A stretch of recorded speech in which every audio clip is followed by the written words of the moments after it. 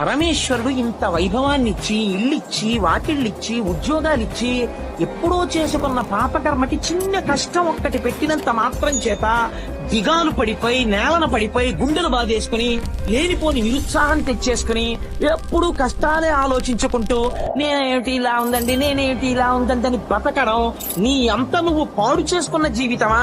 ఈశ్వరుడిచ్చినటువంటి ఉజ్వలమైన జీవితాన్ని నువ్వు నాశనం చేసుకుంటున్నావా? ఒక్కసారి భీష్ముడి స్తోత్రం కదా, అంతటి పాండవులకి కష్టం వచ్చింది, వాళ్ళు దిగాలు పడిపోయారా? పడిపోలేదా? పాండవులు తమ జీవితాలు పండించుకుని మోక్ష మార్గంలో వెళ్ళిపోయారు. కృష్ణుణ్ణి నమ్ముకుని వెళ్ళిపోయారు. నువ్వెందుకు వెళ్ళలేవు?